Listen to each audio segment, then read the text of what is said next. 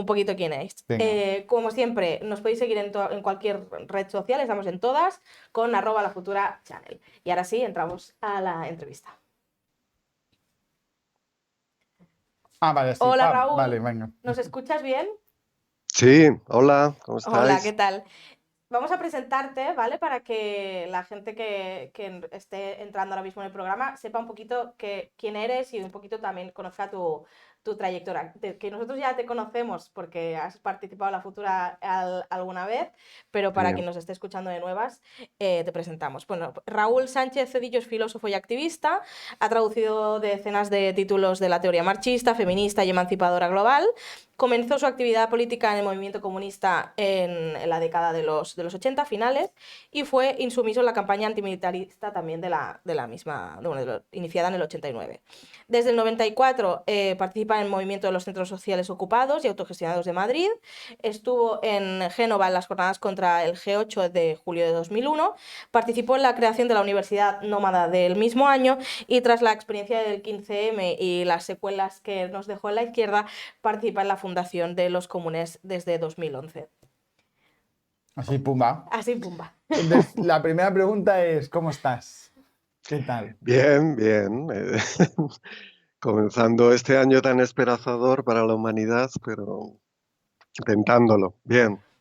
Bien. Entonces, así, ya que estás bien, en sintonía con el estar bien, te queríamos preguntar sobre lo que ha pasado en Brasil estos días. Mm, Vemos que sucede 2 años después del asalto al Capitolio en Estados Unidos y mm. era para preguntarte qué nos puedes contar un poco al respecto. Pues no mucho, la verdad. Estoy todavía, bueno, pues viendo cómo se desarrollan los acontecimientos, intentando ver hasta qué punto esto, pues, es el principio justamente de una involución de todo el sistema político brasileño o un último intento final y derrotado del bolsonarismo. No lo sabemos. También depende un poco de cómo reacciona las fuerzas democráticas, realmente democráticas, a esto que ha sucedido y sobre todo el gobierno de Lula en términos no solo de, digamos, de represión del golpismo, sino sobre todo de atacar las bases sociales y comunicativas del bolsonarismo, ¿no? Lo que sí que me lleva a pensar, conociendo un poco la historia reciente de Brasil, es hasta qué punto esta extrema derecha bolsonarista o trumpista, aunque quizá hay una especificidad brasileña del asunto, por así decirlo, está produciendo un doble monstruoso de lo que fueron los movimientos de sistema red, ¿no? Como el 15M o Occupy Wall Street o las primaveras árabes o también el movimiento de junio de 2013 en Brasil, si lo recordamos. Nuestro común amigo Javier Toret lo conoce muy bien. Estuvimos allí juntos y, y ese movimiento pues tenía muchas características como las del 15M. Era un movimiento por la democracia con su contenido social. Empezó en Sao Paulo como un movimiento contra la subida de los transportes públicos y expresaba, por así decirlo, en formas democráticas y en red, una especie de vanguardia de masas de pues, el trabajo precario joven, ¿no? Que estaba, por así decirlo, accediendo a niveles salariales y a niveles de, llamémoslo, integración salarial en las ciudades, eh, que no, que eran nuevos en términos históricos con respecto a la historia reciente brasileña y protestaba para tener nuevos derechos y para reconocer lo que la justicia fiscal y la justicia distributiva en una metrópoli brutal como Sao Paulo, ¿no? Ese movimiento se dio durante la presidencia de Dilma Rousseff y fue brutalmente reprimido por ese gobierno. Eh, y eso significó que esa renovación democrática profunda, ¿no? Que por ejemplo, sí se dio en el caso del Estado español, aunque hubo represión sin duda por parte del último gobierno Zapatero, pero no como en Brasil, no se puede comparar. Esa renovación democrática no se dio. De hecho, la renovación de el endurecimiento de la ley antiterrorista se produjo durante ese gobierno de Dilma Rousseff. ¿Qué sucede? Que un año después, con ese movimiento, con mucha gente pues, procesada, encarcelada y, bueno, y con miedo y dividida, lo ocupó el movimiento de protesta de la derecha libertaria, ¿no? También en Sao Paulo. Ujú. Ahora no recuerdo muy bien cómo se llamaba, pero bueno, era un movimiento que, por así decirlo, producía un doble monstruoso de esa protesta emancipadora, ¿no? Y desde entonces las fuerzas de izquierda, el PT en primer lugar, pero también la CUT, los movimientos afrobrasileños también han estado a la defensiva. Desde ese momento se ha producido pues un crecimiento de esas fuerzas reaccionarias y fascistas que han cristalizado un poco también como un efecto de contagio de la dinámica estadounidense de Trump en una figura como el bolsonarismo, ¿no? Entonces, esto nos tiene que llevar a pensar que eh, no hay elección, ¿no? Entre una protesta que desestabiliza pero es emancipadora y una protesta que es reaccionaria y produce pues, este tipo de golpes de Estado más o Ujú. menos posmodernos. Y no hay término medio, es decir, que el problema ante esta situación en Brasil, en Estados Unidos, pero también en el Estado Ujú. español, es que hay que activar esas mismas formas de protesta, de desobediencia, pero con un contenido emancipador y transformar la forma Estado y las formas de gobernanza a favor de esas luchas. No hay opción media, porque atrincherarse en el Estado contra una forma molecular y de masas, como estamos viendo que es el bolsonarismo, pues produce estas victorias pírricas, como ha sido la victoria de Lula, que es un Lula más debilitado que nunca, y esta situación tan inquietante como es la de este golpe de Estado, bueno, golpe de Estado, tentativa de golpe de Estado, que ha entrado, como en el caso de hace 2 años en el Capitolio, ha entrado en todas las principales instituciones del Estado, las ha destruido y además hemos visto que cuenta con la connivencia de fuerzas de la policía y de parte del ejército. Es una situación eh, directamente podemos llamar de Claro. doble poder o de Ujú. involución creciente, ¿no? Que solo la propia sociedad y los propios contrapoderes sociales pueden desactivar, generando un nuevo Ujú. ciclo. Atrincherarse en la represión y en el Estado frente a una dinámica que está hegemonizando el campo social es un camino a la derrota segura, ¿no? Claro, en esta línea es lo que te queríamos preguntar ahora, ¿no? La desinformación, todo este atrincheramiento también, ¿no? El enfrentarse tan activamente a estas fuerzas de extrema derecha, que son las que están dominando, ¿no?, este discurso y las que están haciendo esto, es la que está causando estas movilizaciones. ¿Crees que esto nos puede pasar en Europa? ¿Y crees más concretamente que en España podría llegar a pasar esto también, lo que está pasando en Brasil, por ejemplo? Lo veo poco probable, básicamente porque tenemos que entrar en el detalle del análisis de la composición de estas fuerzas, ¿no? Se dice, ¿no?, que en Brasil el movimiento bolsonarista se compone de una parte mediática, ¿no?, de una tecnopolítica reaccionaria, ¿no?, que ha copiado los modelos del ciclo 2011 y además cuenta con el apoyo de las plataformas, ¿no?, como es el caso de Twitter y otras, ¿no? Eh, También la iglesia evangélica, el neopentecostalismo, que añade esa dimensión, ¿no?, milenarista y esa dimensión de catástrofe y de designación de un anticristo en Lula y en todo el progresismo. Tenemos a las milicias, es decir, toda esa dinámica completamente tolerada, también tolerada en términos, bueno, pues de que no fueron reprimidas durante todo el periodo de gobierno del PT, Ujú. es decir, milicias armadas que en Río de Janeiro supuestamente se enfrentaban al narcotráfico, pero que de facto pues, han sido formas de paramilitares que han gobernado el territorio protegiendo como seguridad privada a la población y al mismo tiempo chantajeándola, pero como organizaciones criminales.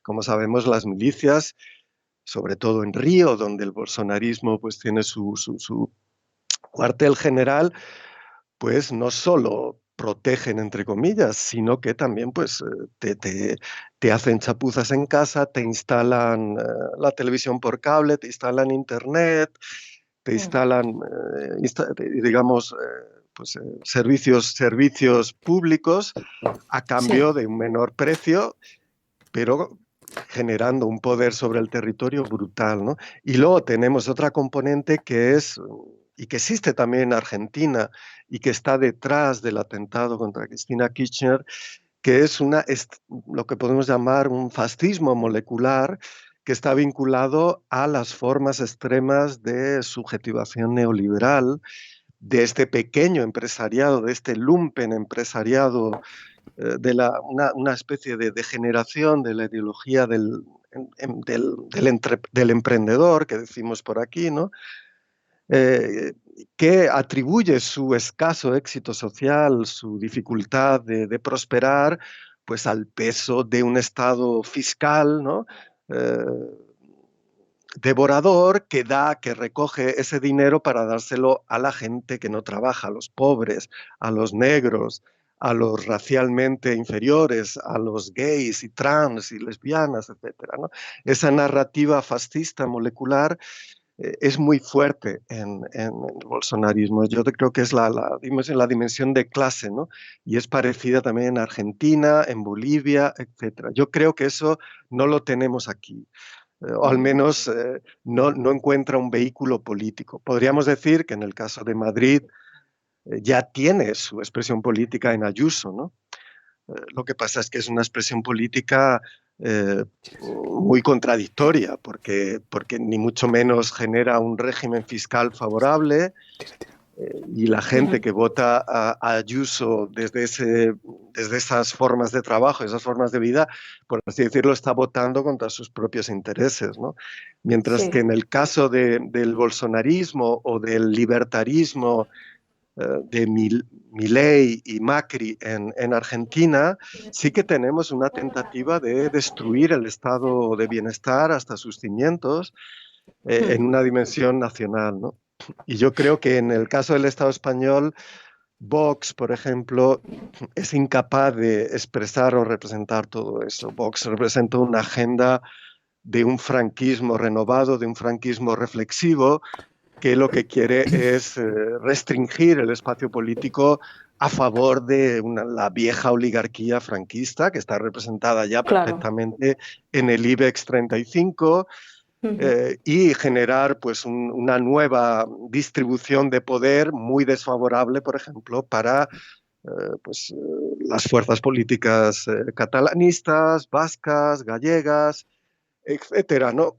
Pero sin la capacidad de producir esa nueva fórmula política subversiva o, por así decirlo, insurreccional, como en el caso de Brasil. Lo hemos visto pues desde los pronunciamientos de Colón, las manifestaciones durante la pandemia y ahora lo que quieren hacer con motivo digamos, de la reforma del Código Penal, etcétera, con la cuestión de la despenalización del delito de rebelión, pues son grandes performances, pero son Ujú. incapaces de generar ese contagio molecular que se está produciendo en Brasil, en Argentina y en América Latina, en Perú. Eso no quiere decir que no sean peligrosos, obviamente, porque justamente lo que tienen en común con Brasil, con Argentina, es que dentro de los aparatos del Estado hay una profunda solidaridad que le facilita Mm. y hace impune su labor. Pero esa dimensión insurreccional yo no la veo ahora mismo. Mm. Vale. Cambiando un poco de tercio, porque te queríamos preguntar sobre muchos temas, queríamos pasar al libro que acabas de escribir, que habla sobre la Sí, guerra de Ucrania, y bueno, poner un poco sobre la mesa el hecho de que o sea, el relato más mainstream sobre el conflicto es que es se ha explicado simplemente como una invasión territorial, por así decirlo, pero tú afirmas que es una cosa más compleja, que la invasión rusa al final es una parte más de todo un entramado más complejo.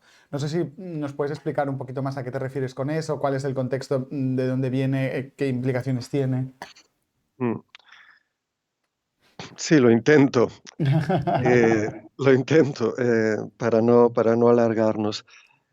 Hay tres dimensiones de la guerra que en sus interacciones hacen imposible reducir esto a una guerra entre un invasor imperialista, como es el caso de la Rusia putinista, y un país pequeño, relativamente pequeño en comparación, más pobre, que defiende su soberanía.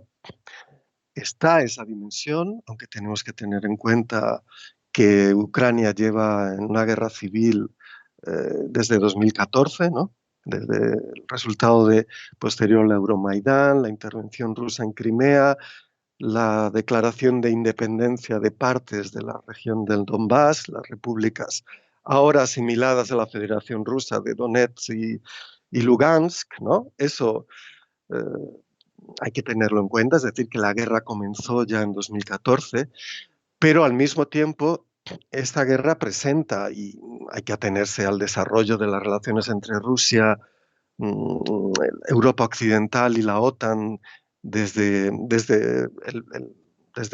la llegada al poder de Putin, pero también desde la caída de la Unión Soviética, ¿no?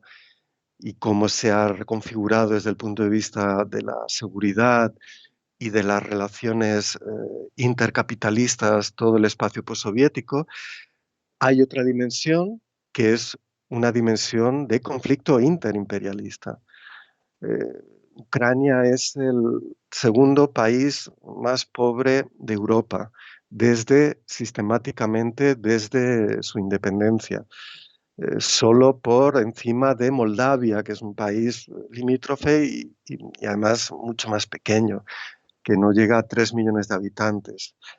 Es decir, Ucrania es el segundo país más grande de Europa, después de Rusia, y es el más pobre, sistemáticamente endeudado, sistemáticamente dependiente, sistemáticamente dominado por unas oligarquías que a su vez han estado en conflicto y en sus relaciones, sea con el bloque de la Unión Europea o el bloque atlántico de Estados Unidos, o sus relaciones con la Federación Rusa, eh, esas relaciones han determinado el espacio político y han hecho que las protestas de 1991, 2004, la Revolución Naranja o el Euromaidán hayan sido, como ha dicho el sociólogo Volodymyr Ishchenko, revoluciones deficientes, revoluciones que no han llegado a cumplir sus objetivos y lo que han hecho ha sido recomponer eh, las alianzas oligárquicas, ¿no? Hay una dimensión imperialista que ha impedido la verdadera soberanía y el desarrollo propio de Ucrania y que ha dominado y manipulado las aspiraciones sociales, manteniendo niveles de precariedad, de explotación, de corrupción y de déficit de participación democrática y de contrapoderes democráticos hasta ahora, ¿no? Eso hace que centrarse solo en la dimensión de liberación nacional sea miope, pero es que además se añade otra dimensión que explica la importancia que da Estados Unidos y el gobierno Biden a esta guerra, que a su vez ha arrastrado a la Unión Europea, que es el conflicto por la hegemonía en el sistema mundial. Ujú. Es ya pues, un lugar común que China es el hegemón ascendente, impectore, que está en juego la hegemonía sobre el sistema mundial y una transferencia posible y probable de hegemonía desde un dominio secular. Estamos hablando de, bueno, pues de un mínimo de 500 años, ¿no? Desde que la Europa occidental y luego las colonias de Norteamérica, Estados Unidos, colonias esclavistas, colonias eurocéntricas, colonias supremacistas, y una Europa obviamente colonial y supremacista ha mantenido esa hegemonía. La forma del capitalismo se ha gestado en esa dimensión colonial europea y hay una transferencia, obviamente no pacífica, de esa hegemonía hacia China. Ese conflicto se ha agudizado en los últimos tiempos, ya con Trump, ¿no? Su principal declaración de guerra comercial a China, pero es una agenda que para Biden es igualmente importante. Y derrotar a Putin y debilitar a Putin en esta guerra es fundamental para, por así decirlo, evitar y debilitar a los aliados de China en esa disputa y aislarla crecientemente, haciendo que el espacio, el espacio extremo oriental del mar de China, donde está el conflicto con Taiwán, con Corea del Norte y el conflicto central por la soberanía territorial sobre el mar de China, pues se presente como un escenario pues, en el que China está mucho más aislada, en el que tenga que renunciar a sus aspiraciones o que lleve a una crisis política del dominio del Partido Comunista, ¿no? Y genere situaciones parecidas a las que llevaron al final de la Unión Soviética. Esa es la agenda fundamental de Estados Unidos en la dimensión estratégica, ha sido ratificada en su doctrina de seguridad nacional y también, ojo, en la doctrina de la OTAN, en la que este gobierno de coalición está participando activamente y que tuvo su reunión, como recordaréis, el pasado junio, ¿no? Y que dice que China es el enemigo estratégico. Junto, el enemigo inmediato es la Rusia de Putin, ¿no? Estas tres dimensiones hacen que la mera óptica del derecho internacional sea completamente impotente para resolver esta guerra, que obviamente es un objetivo fundamental, porque como planteo en el libro, en la actualidad no hay ninguna guerra buena. Toda una guerra en la que, por otra parte, intervienen bloques militares, como el caso de la OTAN, solo va a producir, cuando más se prolongue, una destrucción que es incluso peor que la que se produciría bajo una dominación política producida por la invasión, bajo una supresión de la soberanía ucraniana. Eh, propios defensores de la legitimidad de esta respuesta y de esta participación de la OTAN a la invasión de Putin, por ejemplo, Adam Tooze, han estudiado recientemente y han evidenciado hasta qué punto el desastre económico y humano que está produciendo esta guerra en Ucrania, con 7 millones ya prácticamente de personas que están fuera del país, 7 millones de desplazados, un desplome del PIB que en este año habrá llegado alrededor al 40%, y unas instituciones internacionales, que son el Banco Mundial, la Unión Europea y el propio gobierno ucraniano, que están llevando a cabo en esta situación, en la situación de guerra, una revolución o una contrarrevolución neoliberal al mismo tiempo que llevan el esfuerzo de guerra. Las recomendaciones del informe de daños y necesidades que se ha publicado en septiembre, si mal no recuerdo, recomiendan justamente que el Estado ucraniano deje de proveer los servicios sanitarios, los servicios sociales, los servicios que constituyen el poco estado de bienestar que queda en Ucrania, para centrarse en el esfuerzo de guerra y hacer que sean las instituciones humanitarias, ONGs occidentales y demás, las que se ocupen de eso.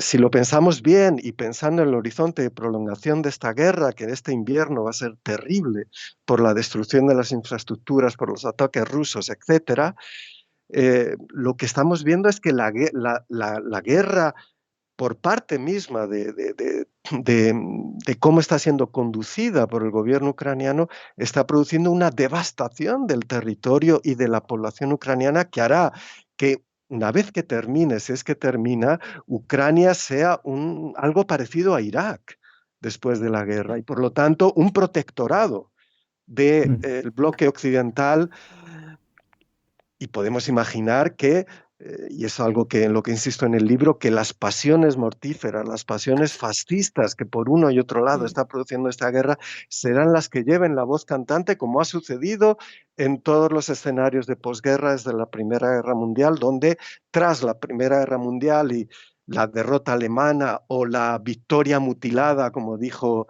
D'Annunzio en el caso italiano, producen el fermento de los fascismos que inmediatamente se generan, ¿no?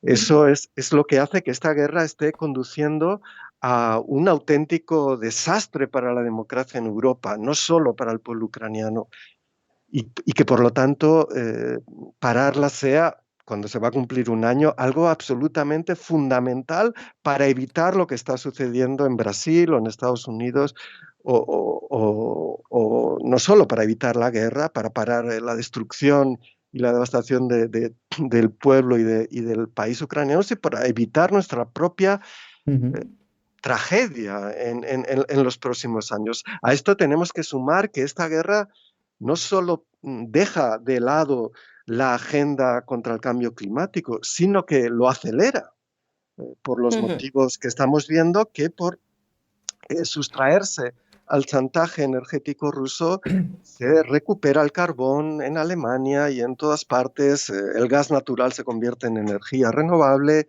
y se considera que las centrales nucleares también son renovables, ¿no? Mientras el uso de petróleo aumenta. Esto es una auténtica catástrofe cuando desde el año pasado, por las recomendaciones del Panel Internacional contra el Cambio Climático, sabemos que la acción ha de ser radical en términos de crecimiento o, si queremos, de parada inmediata del crecimiento capitalista.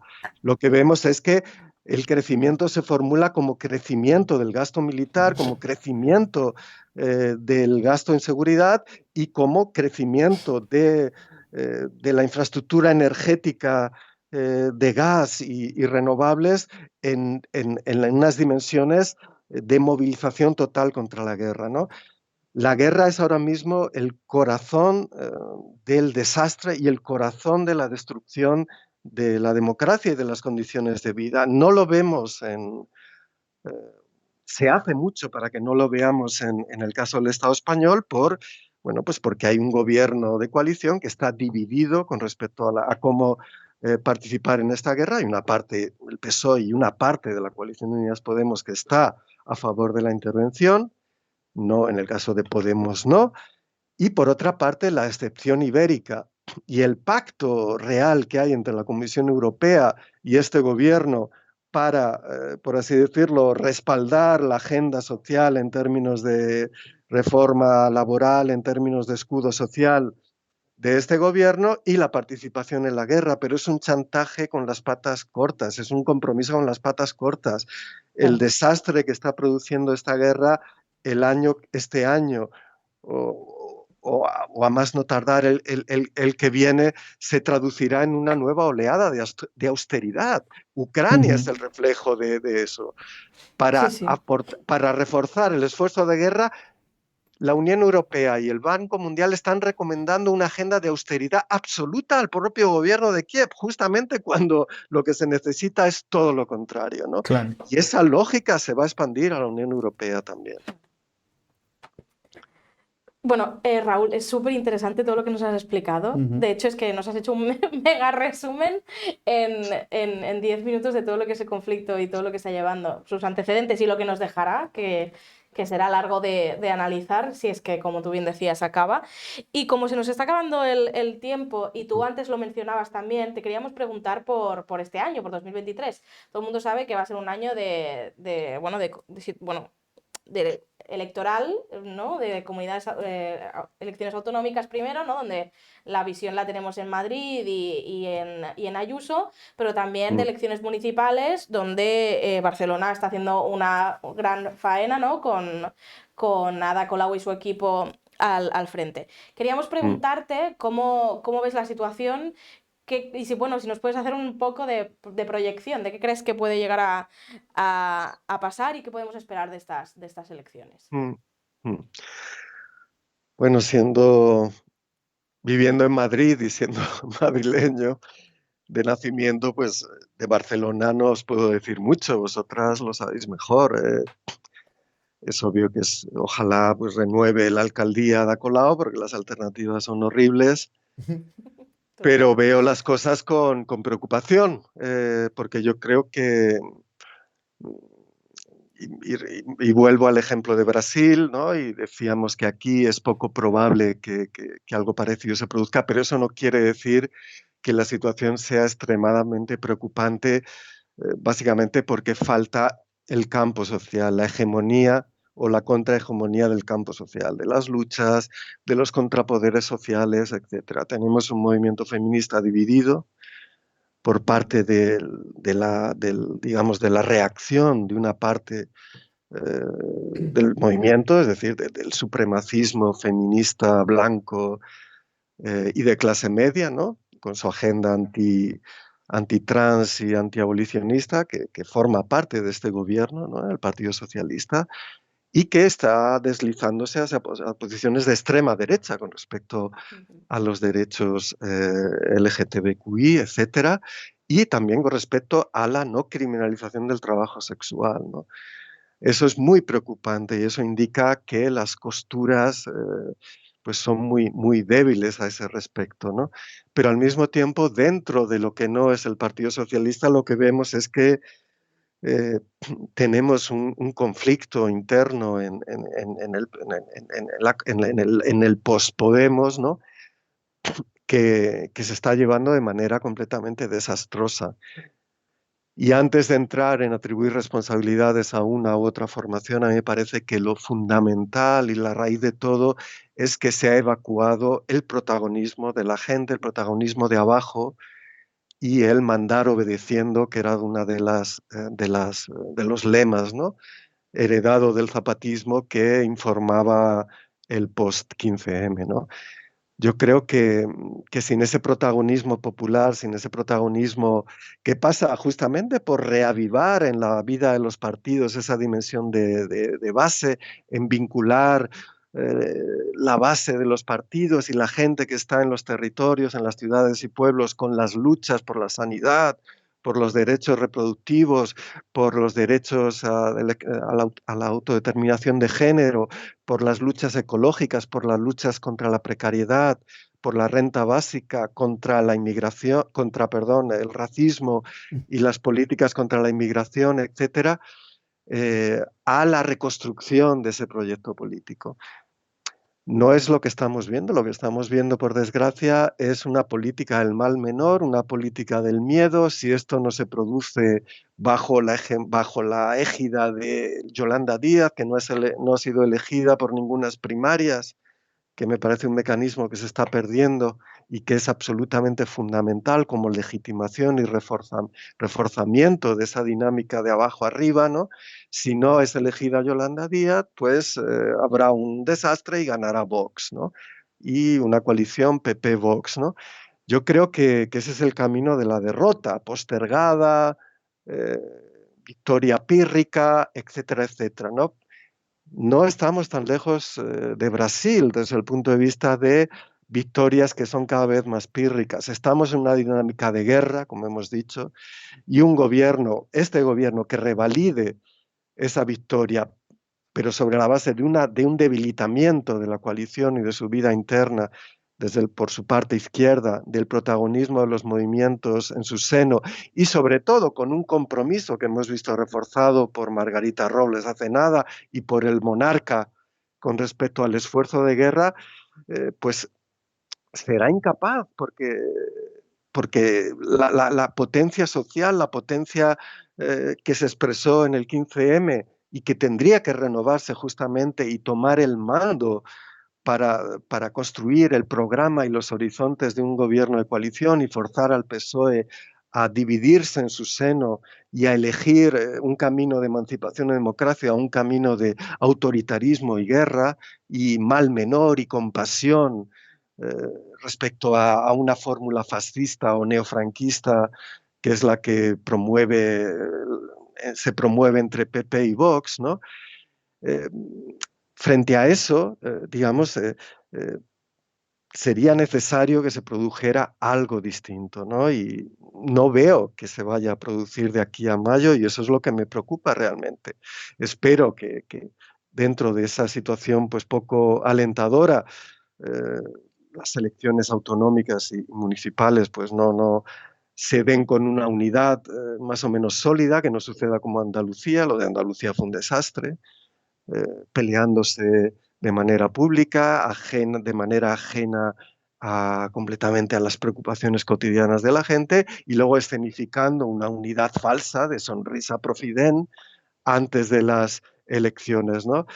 Si eso sucede también en este caso, pues será un desastre. Y obviamente, como habéis mencionado Madrid, para ganar Madrid hace falta una especie de conjunción astral muy específica que solo se dio en 2015 y que muy difícilmente se dará, pero al menos para debilitar o poner o llegar a un empate con las fuerzas de derecha y extrema derecha, hace falta algo muy especial como lo que se dio en 2015 y no lo estoy viendo, ¿no? Y eso es muy preocupante porque sin Madrid este estado no se mueve. Eso es algo que creo que sabemos todas, ¿no?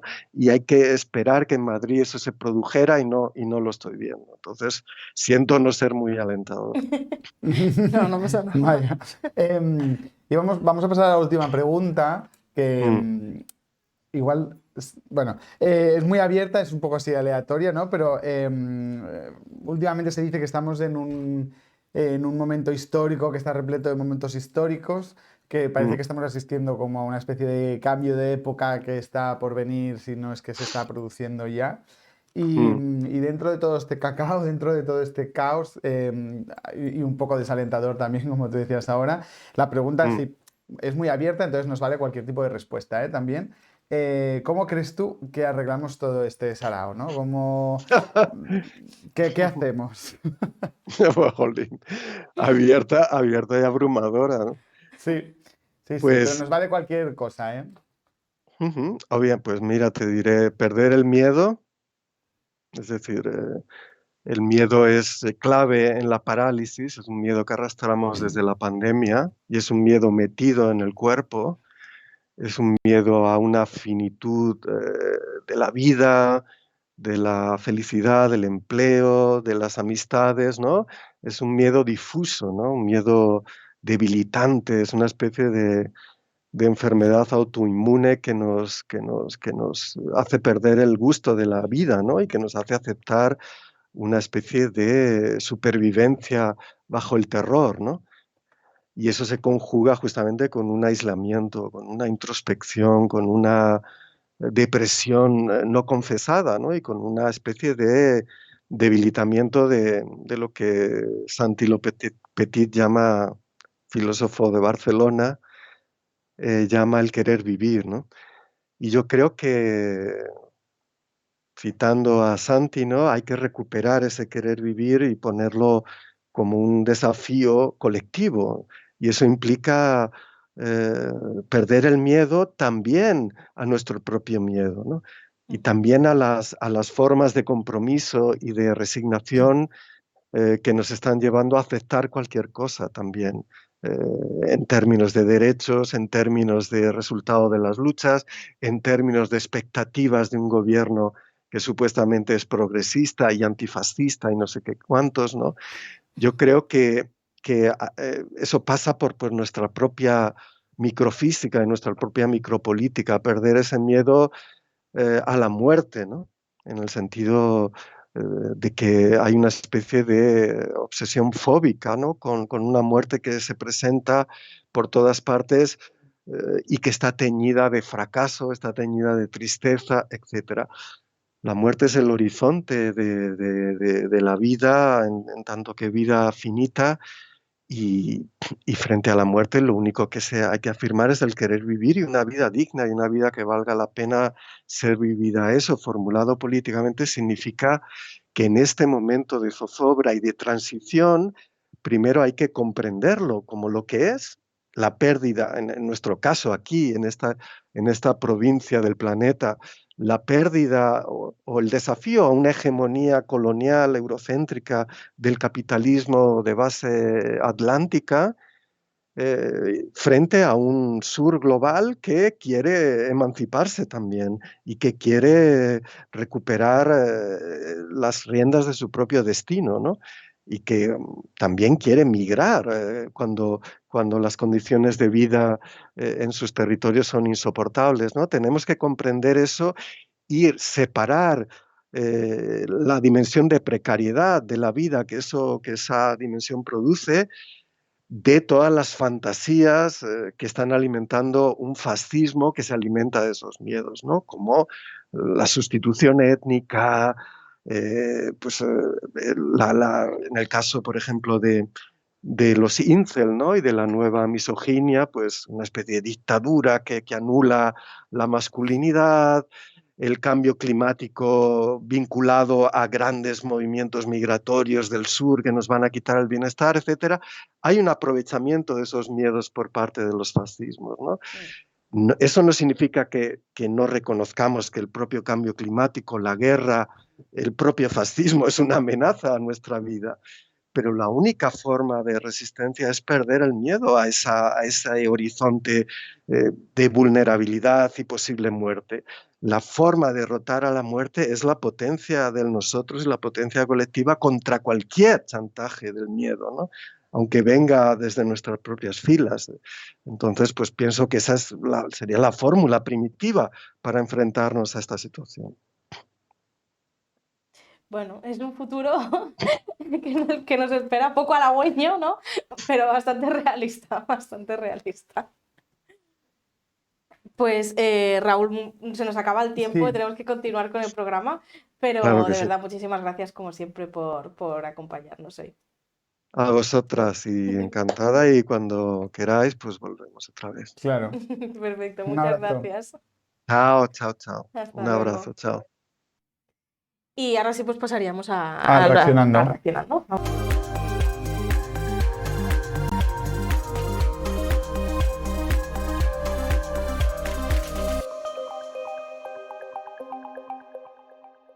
La extrema derecha irrumpe en el Congreso de Brasil.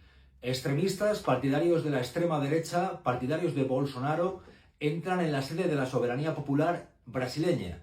Y no es la primera vez que vemos imágenes de este tipo, nos ha recordado a lo que vimos en Estados Unidos con los partidarios de Trump, y hay similitudes muy peligrosas. Lo primero es exigir que haya una condena internacional sin paliativos. Hay propuestas de la extrema derecha que consideran que el poder o lo ejercen ellos o no es legítimo. Y además se calienta la cabeza de la gente de forma continua, hasta el punto de que hay tesis incluso conspiranoicas que hemos ido viendo también en Brasil, donde hasta gente con teléfonos móviles alumbrando al cielo pidiendo que hubiera una intervención por parte de gente que viniera del espacio. Pero es que no es la primera vez que asistimos, y no solamente en Brasil o Estados Unidos, a tesis conspiranoicas que van en la línea de considerar que el poder o lo ejercen ellos o el poder no es legítimo y les corresponde. Y lo que estamos viendo en Brasil es muy peligroso, porque es una más. Tesis de Bolsonaro, de Trump y de gente de este tipo. Las imágenes exigen una condena, nos recuerdan a tesis conspiranoicas, a tesis totalitarias de creer que el poder únicamente les pertenece a ellos, y algo muy peligroso que exige una condena sin paliativos y darnos cuenta de una situación crispada, violenta, peligrosa, y que exige un llamamiento internacional a lo que es un sistema democrático, que es aceptar que en democracia, si uno pierde, le toca ejercer de forma responsable la oposición. Bueno, yo creo que Jesús Cintora lo resume súper bien. La clave de todo lo que ha pasado en Brasil, igual que lo que pasó en el Capitolio, igual que muchas cosas que están pasando aquí en nuestro sistema judicial también, tiene mucho que ver con eso, ¿no? Con esa percepción que tiene la derecha sobre que el poder es suyo y de nadie más, y que cuando no lo tiene, porque pierde unas elecciones, porque la gente no les vota, hay una negación de esa de ese resultado, ¿no? Entonces, pues lo que dice Cintora, cuando se pierden las elecciones, pues el gobierno es ilegítimo, Sánchez es un ocupa, los diputados de Bildu pues de repente no sirven, ¿no? Porque parece ser, además, esto según el moderado Feijóo, también quiero decir que no hace falta irse a Abascal o a Bolsonaro, parece ser que hay diputados que sí que sirven y diputados que no sirven. Y entonces tiene que ver mucho con esto, ¿no? Con el sentido de patrimonio que tiene la derecha, de que el poder es mío, las instituciones son mías y cuando yo no las puedo tener, pues entonces son ilegítimas, o hay fraude, o hay conspiración, o hay manipulación del poder, ¿no? Y el problema de esto también, yo creo que hay un tema con las equidistancias de algunos medios de comunicación que asumen este relato y se vuelven equidistantes. Yo creo que con lo de Brasil ha pasado mucho, ¿no? Con el tema de... No, es que, bueno, esto de que ahora que la gente de Podemos, los filocomunistas y los etarras están criticando tanto de Brasil, es como lo que ya se hizo de rodear al Congreso en 2000, no me acuerdo, 14, 13, no me acuerdo, ¿no? Pero es como... Es un poco, a mí me recuerda un poco al no, ni machismo, ni feminismo, igualdad, ¿no? Es como, no, ni rodea al Congreso, ni asalta al Congreso. Como si fuese lo mismo manifestarse, que solo faltaría que no nos pudiésemos manifestar, aunque sea delante del Congreso, porque ¿dónde te vas a manifestar? Si en el Congreso está pasando algo que tú quieres criticar, pues te manifiestas delante del Congreso. Están diciendo que eso es lo mismo a asaltarlo violentamente, entrar, destrozarlo todo, en el Capitolio amenazar con violencia física a quien se encontraran por allí, ¿no? Entonces es como... Están diciendo que es lo mismo manifestarse que asaltar violentamente a las instituciones y claramente no lo es. Total. Bueno, es lo que decías tú, ¿no? Es el juego de la derecha de querer mantener la hegemonía. Y aquí sí que me voy a permitir ponerme un poco filosófica, que es el juego de las palabras. Las palabras tienen como muchísimo peligro. Cuando la sociedad, y sobre todo ahora meto aquí la sociedad, porque al final pues son movimientos sociales, ¿no? Lo que está pasando ahora mismo de la extrema derecha. Cuando la sociedad habla de derecha o habla de izquierda, cuando nos referimos a la derecha no solemos utilizar palabras como conservadora. ¿Y qué significa conservadora para gran parte de la sociedad? Pues que mantiene la hegemonía, que es continuista, pero no un continuista llevado a lo malo, no continuista llevado a que siguen con poderes económicos y con políticas económicas malas para la sociedad. No, continuista de bueno, ¿no?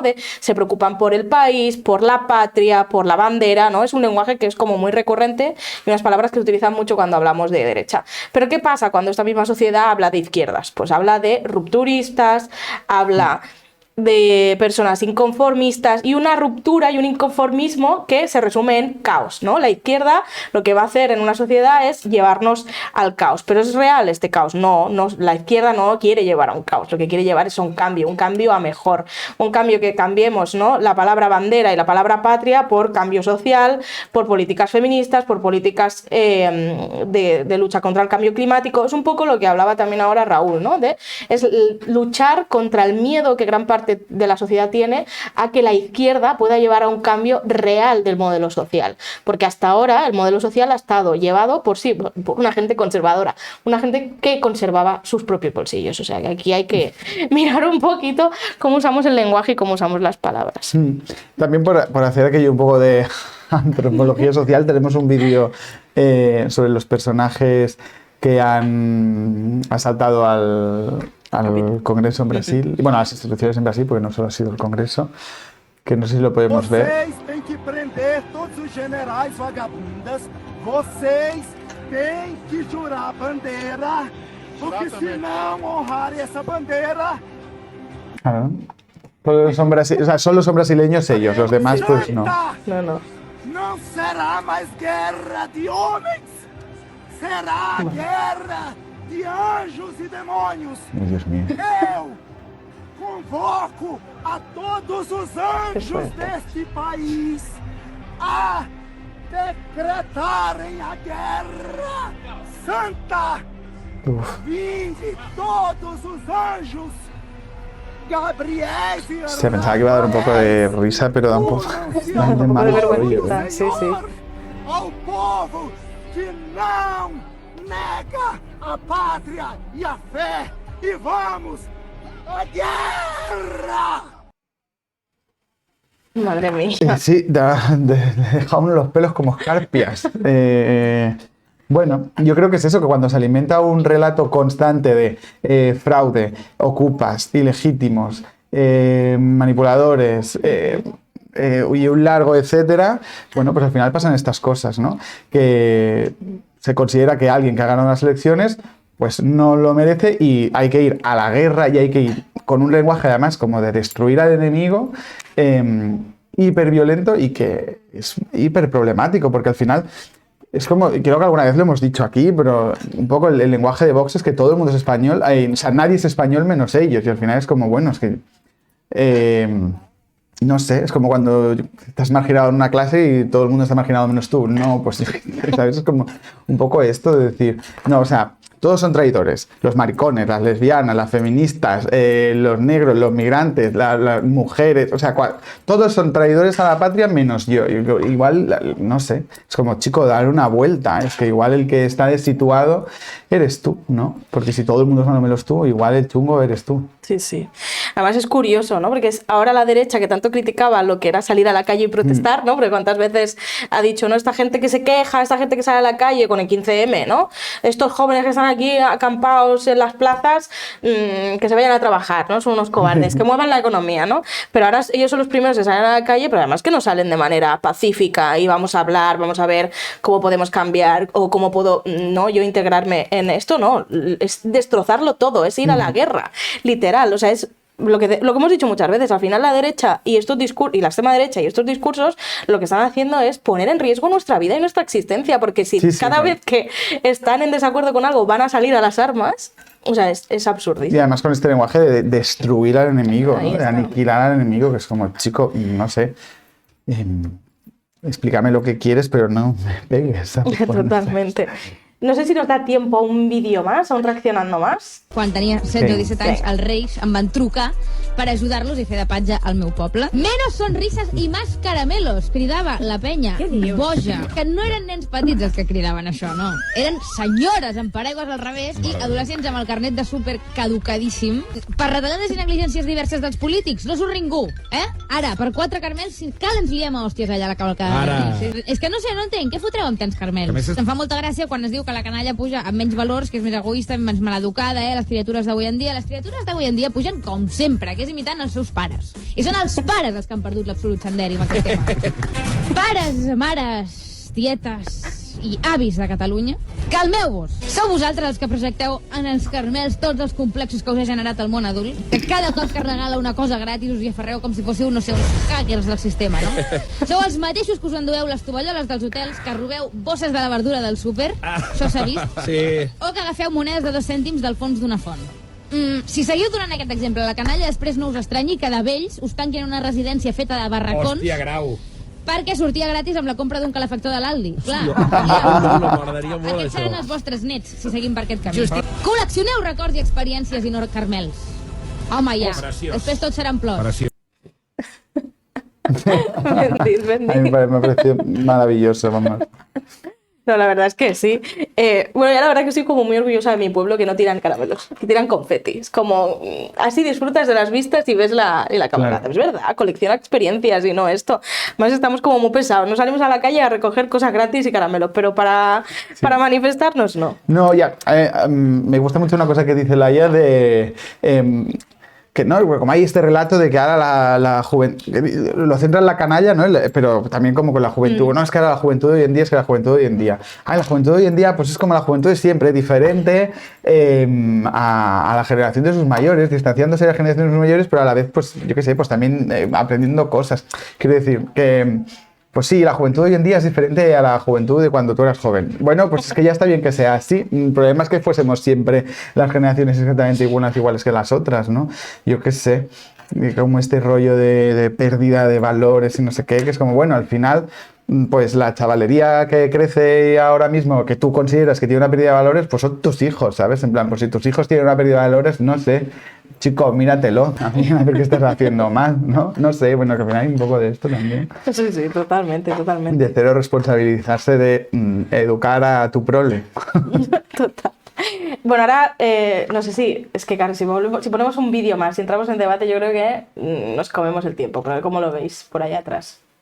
Esta ¿Nos mañana ponéis un sobre el vídeo más? mercado de Venga. carne y no he podido evitar escuchar una conversación entre dos señores mayores que me ha ardido la sangre, porque están en plan de, esta juventud son unos vagos, de verdad, yo a su edad ya era propietario de una casa, y me han entrado ganas de decirle, ¿sabe usted por qué era propietario de una casa cuando usted tenía 20 años? Porque cuando usted tenía 20 años, la casa costaba 8 euros, básicamente. Esa es la razón, que usted se iba al supermercado y le decían, en vez del cambio, ¿quiere usted un adosado? Y aún así le sobraba. Es que la última vez que una casa fue barata, fue la última vez que una carrera universitaria te aseguraba un trabajo. Imagínate, es que la probabilidad de que tú siendo joven tenga una casa es que Ibai te adopte. No te queda otra. Usted se ha metido un idealista para mirar los precios de las casas. Que es que yo a veces me meto, miro el precio y pienso, ¿habré puesto yo mi número de la seguridad social por error y se habrá manifestado ahí? O un gato se ha sentado encima del teclado y del número 0 porque no puede haber tantos números juntos para una casa. Y es que digo el tío, no, pero es que tienen que pensar para cuando sean viejos. Pero si es que no vamos a llegar ni a tener pensiones. ¿De qué está usted hablando? Es que, total. Yo tengo un guilty pleasure a veces que me meto en idealista y miro pisos como si me los fuera a comprar. No sé, tengo ese entretenimiento y es verdad, es como en plan, bueno, pero madre mía, esto, o sea, Sí. ni vendiendo un riñón me pago yo, ¿eh? Bueno, en la pantalla se están Muy viendo, fuerte. ¿no? Que han Sí. buscado pisos en Barcelona y ya se puede ver, o sea, 475.000 euros. Es que, Sí. engaña. Es que, a ver. No, es que, y eso cobrando 1.200 euros. Es como, ¿dónde? ¿Cómo? ¿Cuándo? ¿Por qué? Hay una cosa que siempre como la oreja le doy la turra a mis colegas con esto, que es como, cuando hayamos conseguido regular el alquiler en este país, porque lo vamos a conseguir, habrá que regular los precios de venta. Ya está bien, ¿qué quiere decir esto? De que no, yo me compro un piso y lo vendo al precio que me da la gana. No, perdona. Pues aquí viene alguien, una entidad pública, y te dice, este piso vale tanto. Y ya está, y te aguantas, y punto. Porque es mejor que todos tengamos casa a que tú te puedas embolsar en tu bolsillito no sé cuánto dinero. Total. Bueno, por no hablar de que, claro, o sea, muchas veces no pensamos, bueno, pero claro, una persona que con su esfuerzo se compró su casa y ahora la vende, pero es que no es la realidad. La realidad no es una señora mayor que pobrecita está vendiendo su piso de toda la vida para tener algún dinero. No, la realidad es grandes empresarios y grandes propietarios que tienen un porrón de pisos y que malversan y que los alquilan luego para cosas turísticas también. Vamos, que no es tan fácil venirse a vivir a Barcelona y menos, bueno, Barcelona o cualquier ciudad, ¿eh?